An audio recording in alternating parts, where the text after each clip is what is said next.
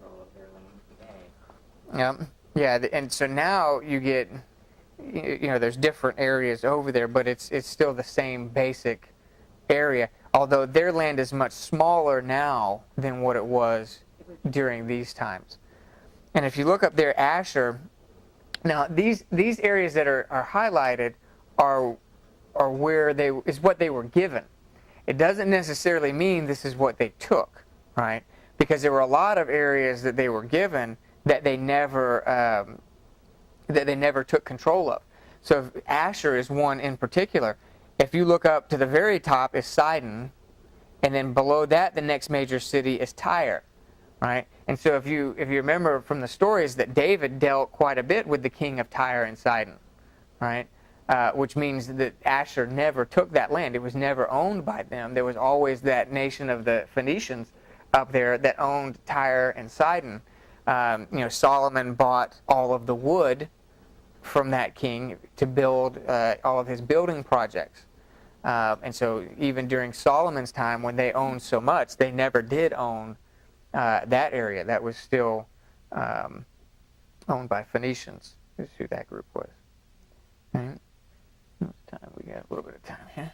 All right. So let's look at some of these other maps here. So what does it actually mean when it says that Joshua cast lots for them? Like, did they pick sticks, or did he just... Well, it's a little unknown. We believe he was probably referring to the Urim and Thummim that are mentioned at other places in the Bible, but even those aren't 100% explained about how they made it.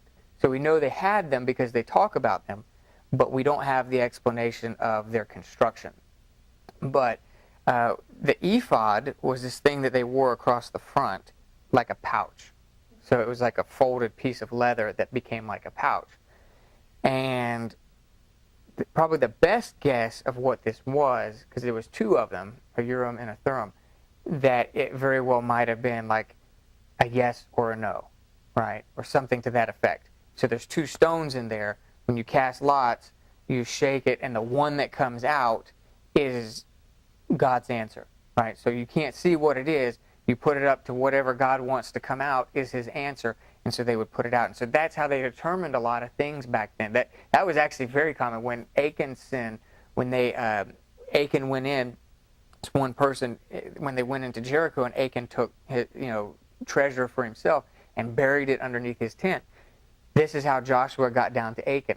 So he had all the tribes line up, and apparently would either a yes or a no on a tribe until he got to a yes. And then he told everybody else, you can go home.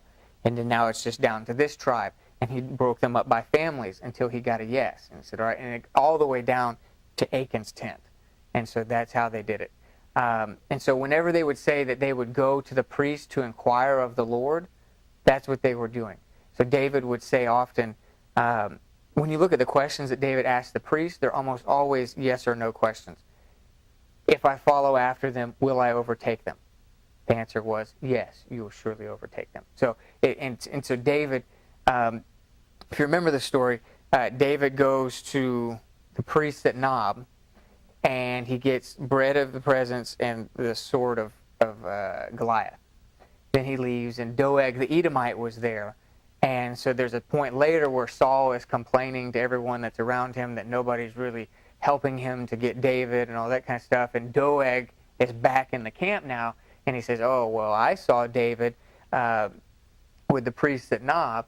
And so they summon the priests back, and he tells me, so, I didn't know anything about that. David told me he was on a mission for you. And Saul doesn't believe him, and he says to his military guards, why don't you kill these priests? And none of them would do it. But Doeg the Edomite, right, who wasn't even an Israelite, he was an Edomite, says, well, I don't mind killing them. And so he killed all of them. And he went back to their town there at Nob and killed them all. But the Bible says there was one that escaped, Abiathar. And he ended up becoming David's priest. And it says when he left, he took an ephod with him. So one of these things with the stones from the temple, or from the tabernacle area. And so he took that with him so that while David is running from Saul, they have one of these. And so there were times when Saul would get close to David and he would ask a yes or a no question. will these people here turn me in? Yes, they will surely turn you in. And so he'd leave. And so it appears that this system of casting lots was something that they did quite a bit. But it wasn't just any lot. It had to be something from, the priesthood, of some kind. But it seems like that's something that they did quite a bit. And they would do it when the two goats were brought forward, and one would be killed and one would be sent out into the wilderness, and so it became the scapegoat. And that's where we get that term. To determine which one got killed and which one got let go, they would cast lots. And so one of them stayed, one of them went. And so it was a very common thing. But so apparently it was a leather pouch that was folded in half that carried the two things in it. And somehow, depending on which one was pulled out, it was a yes or a no. And that's how they inquired of the Lord. So anytime it says that they went to the priest to inquire of the Lord, it meant that they had this kind of formal ceremony where they had the ephod. They prayed, Lord, this is my question. And then according to what came out was the Lord's answer to them. Right. I mean, how do we know that it was like a leather pouch? Does it say that? Yeah, when it talks about the ephod, when it's giving in, I don't know, it's either the end of Exodus, I'm pretty sure it's Exodus, because Exodus is where he talks about all the high priest garments. It describes the construction of the ephod and how it was this leather thing with golden chains, but it doesn't really describe the construction of the Urim and the Thummim. And those were the things that were in it. But we know that they were kept in there because in other stories it talks about, the ephod with the Urim and the Thummim. And so, All of the priests were considered? well, I believe the original thing was this was part of the high priest's garment. It seems like maybe they might have made a couple others, because it almost seems like when Abiathar takes it, it's not saying he took the ephod of the high priest. It says that he took an ephod with him.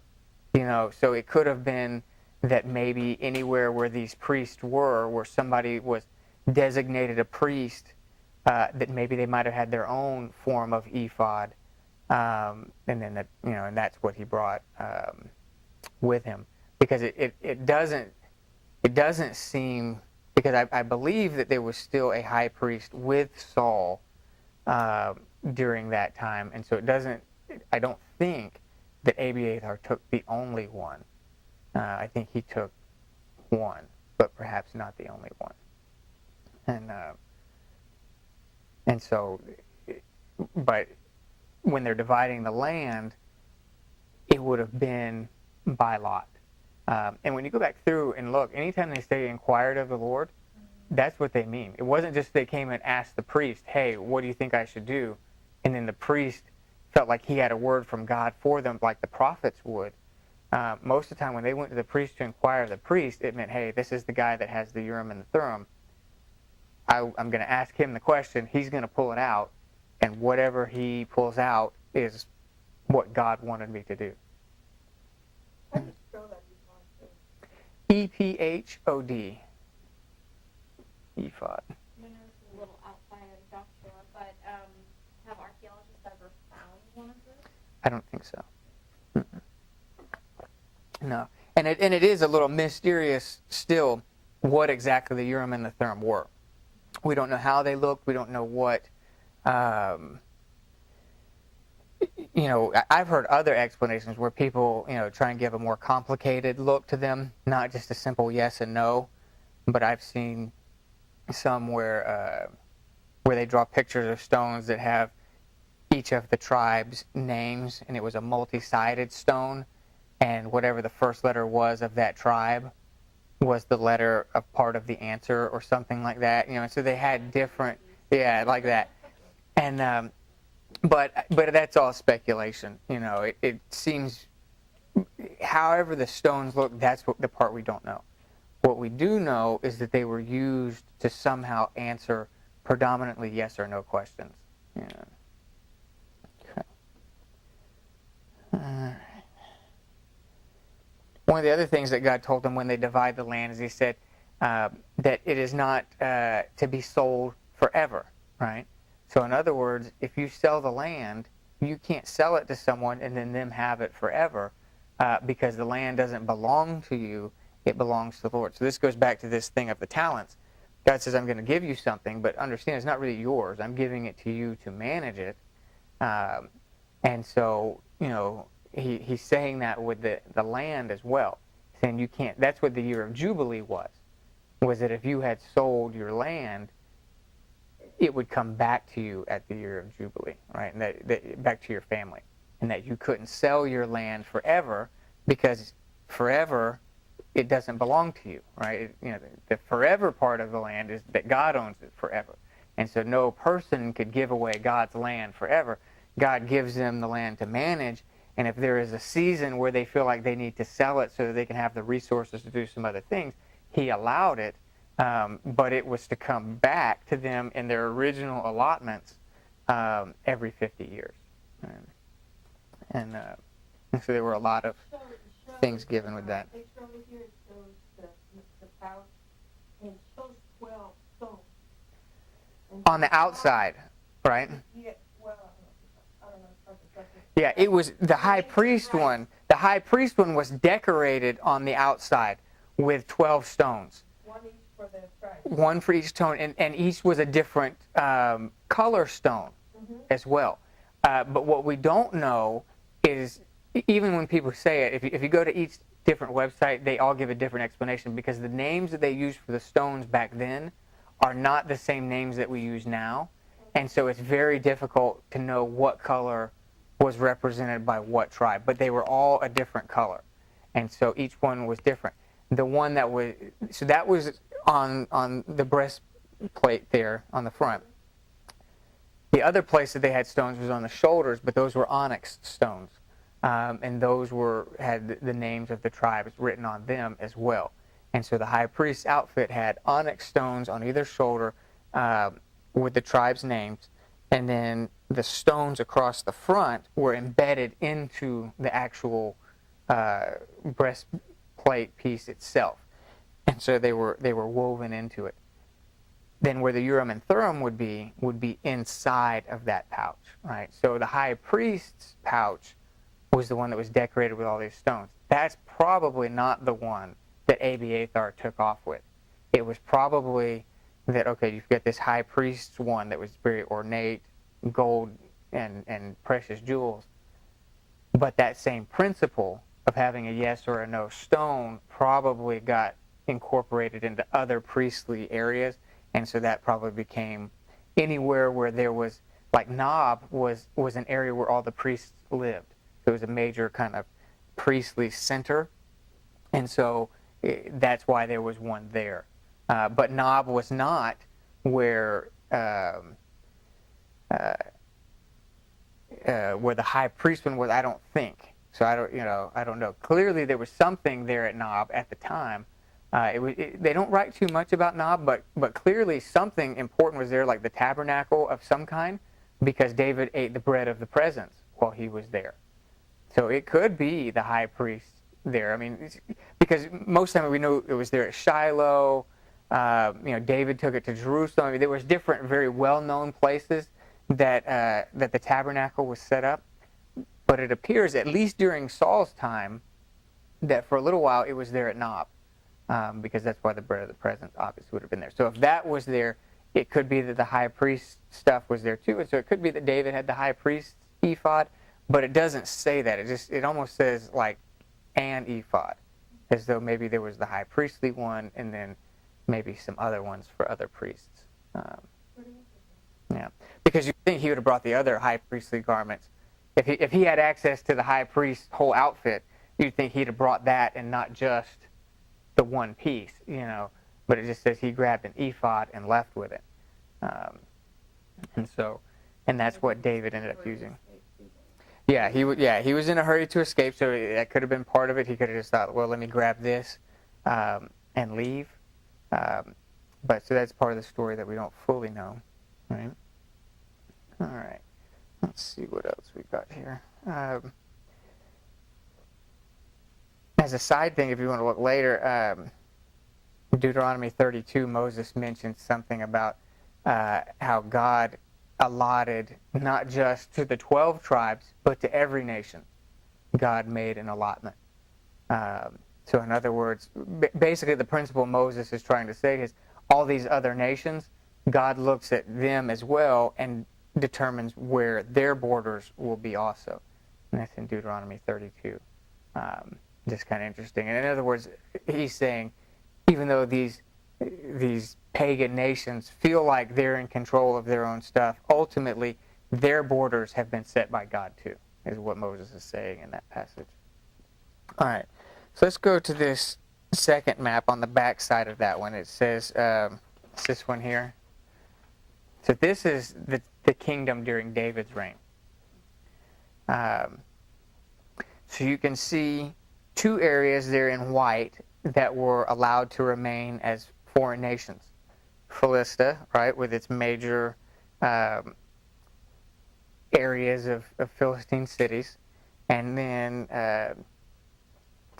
Phoenicia, all the way there at the top, which David kind of had a pact with the king of Tyre, and and they were good. In fact, that's why the king of Tyre was a little nervous when David died, because their relationship had been so good.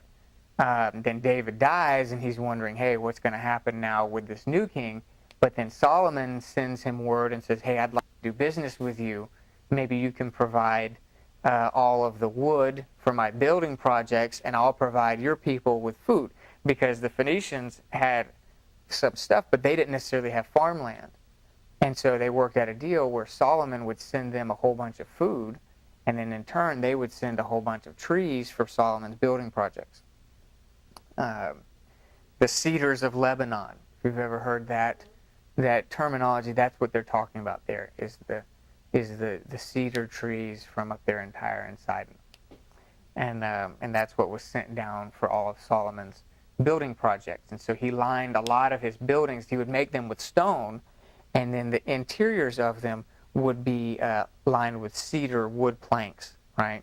So that it was, when you'd walk in, it was wood and then gold engraved on the nice wood and that kind of stuff. And then the outside was, that polished stone, marble kind of look.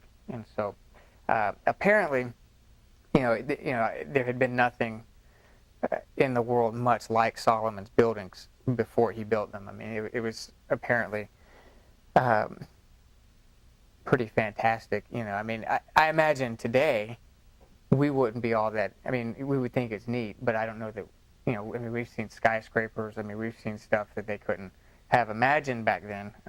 But for the time period, I mean, it was pretty amazing. In fact, I went the other day to Williamsburg, in Virginia, and when you go through Williamsburg, the governor's house looks like just a regular house out in Poinciana or something. I mean, it's not that big, but I mean, people from all over the place revered that as this, center of their, of their area. And I mean, it was just a good sized house. I mean, it looked like maybe 3,000 square feet, something like that. I mean, it wasn't a massive house by any means, but to everyone that lived in that day, I mean, that was the place to be. That was the governor's house. Everybody knew about it. Thomas Jefferson, that was his house, and so you're thinking about all these famous people, and today our technology is so much different that what they considered to be, the cream of the crop, is just an average size home today. And so, Solomon's temple was amazing, but I don't know that it wouldn't have blown us away in the same way it blew away people in that time period, But so in here you can kind of see that on this map they've still kept the name of some of these areas: Moab, Edom, Ammon, Zobah, because David had subdued these nations, right? And so these nations, their people still lived there. It wasn't genocide where David exterminated everyone. He just subdued them to where they gave tribute to David, or they provided some form of labor or something to that effect in exchange for peace. And so David had control of this entire area there. like I said, with the exception of these two areas. So you look at Phoenicia, even though they had a good relationship with them, that represents most of Asher's inheritance that they never did get. And so it just goes to show that God allotted them something and gave them the opportunity. They could have had it. All of this wealth of Tyre and Sidon. That was some of the wealthiest nations of the world ever, was Tyre and Sidon. Because they had so much trees, they had so much wealth, they had all this natural resources in that area. So it was a small place, but it was super wealthy. Even for years after, Tyre and Sidon was known as being a very wealthy place, like kind of an elite, kind of place. It was small but elite, but that was supposed to be Asher's territory. So it just goes to show you. Yeah, because of all the ports. They were, in fact, the actual capital city itself was out in the water. It was like an island out in the water, which is why it was so difficult for anyone to ever take over this area, because it was like an island out there, and then they built this fortress on the island, and so it was difficult for anybody to ever take over the capital city there. But a lot of this area there was Israel's. All the wealth that came out of that area was supposed to be Israel's. And so it just goes to show sometimes we have things that God has given us that for whatever reason we just have not yet taken, And so it's kind of interesting that one of the wealthiest places in their land was actually supposed to be theirs. And here they are having to buy things from Tyre and Sidon that were theirs to begin with, And then the same thing down with Philistia. The lesson from Philistia, I think the lesson from Phoenicia is that there were tremendous amounts of wealth that actually belonged to the children of Israel, but because they weren't willing to take it, they never saw it. The lesson from Philistia is that if you leave sin there long enough, it will come back to bite you later. That there are areas that need to be totally eradicated, otherwise it will come back to bite you. And that's kind of the lesson there of Philistia. They let them hang around, and eventually they became stronger again, and then they had to deal with the Philistines. But so you can kind of see here that the land was unified under David, and it even expanded some under Solomon, right? And so this lesson of Saul, while I'm thinking about it, Samuel. Anybody know what Samuel's name means? The Bible says it sounds like asked for, kind of like asked for, because Hannah was asking for a son. The actual name for asked for is in here. It's 4 letters that are in here. They're actually somebody else's name that you're very familiar with as well. And we've actually talked about him already today. Saul. Yeah.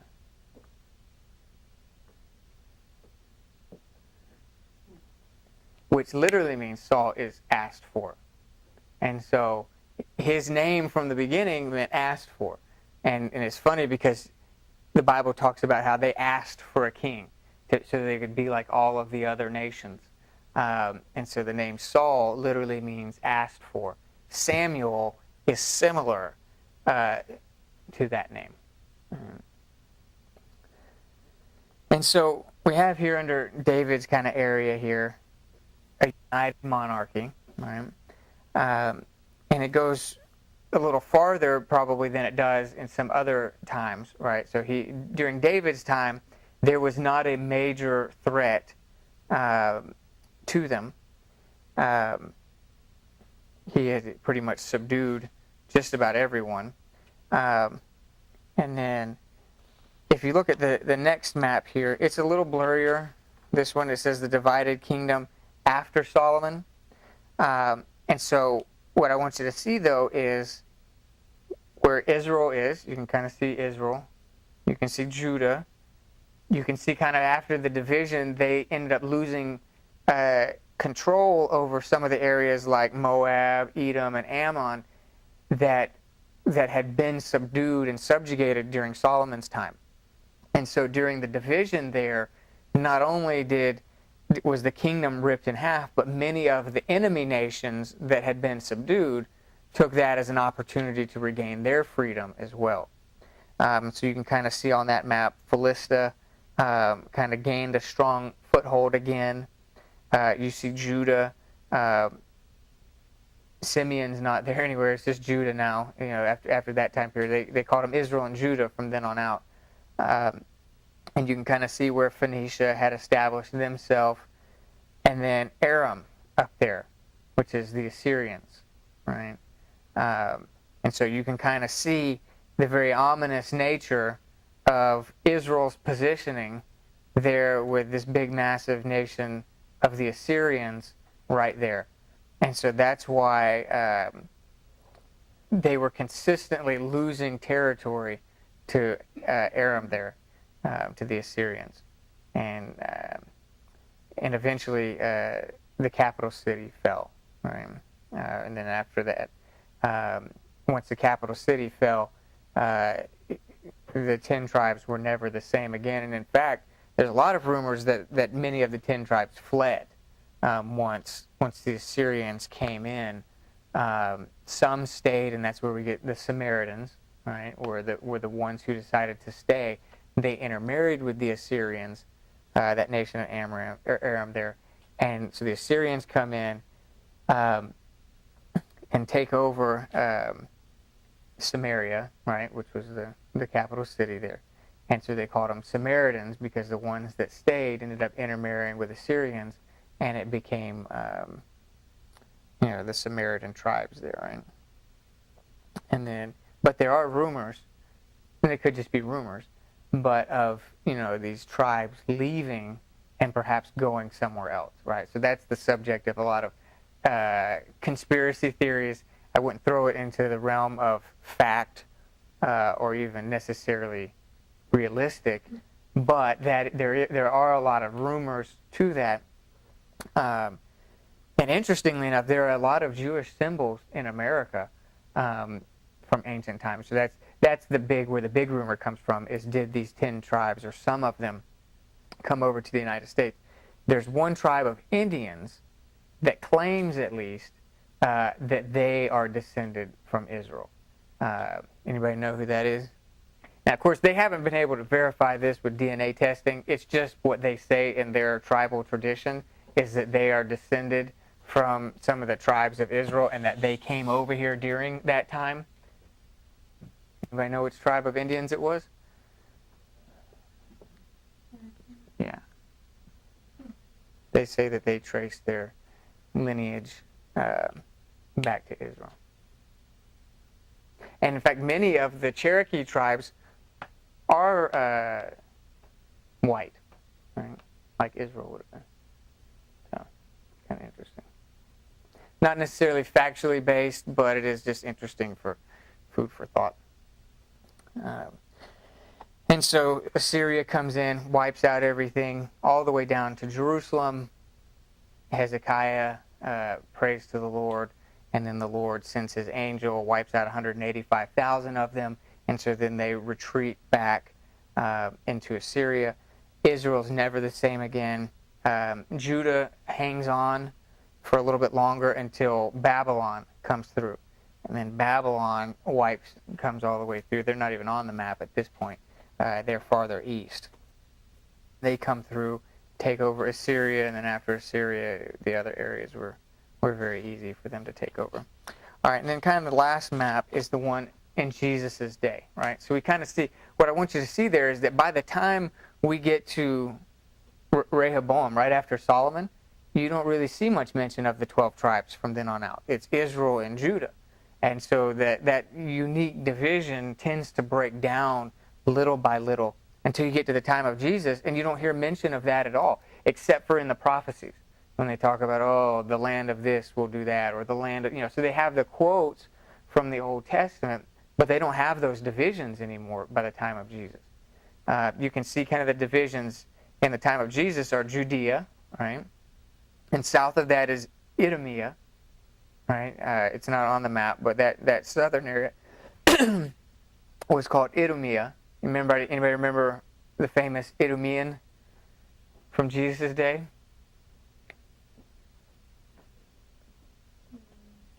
He was probably the most famous Idumean of all time. Oh, yeah. Herod the Great. Not even an Israelite. Yeah, he was half Israelite, half Idumean. And so that's why nobody really liked him, is because he wasn't really a full-blooded Israelite. He had some Israelite in his heritage, but he was primarily Idumean. And so that's why there was so much tension, because Rome had put this guy over Israel, and he wasn't even a full Israelite. And so there was a lot of tension between him and the people he was leading, because they never really fully saw him as their king. He was called the Great because of all his building projects, right? He had a lot of funding to do a lot of building projects, but he was never a full Israelite. He was from Idumea. So that's south of Judea there. And then you can see the area of Samaria, right? So Jesus had to cross there because a lot of Jesus' dealings were either north in the area of Galilee, you see that on your map there, Galilee, or south in Judea, right? So that area there in the middle, there's only two areas. There's Samaria and there's the Decapolis, right? Samaria was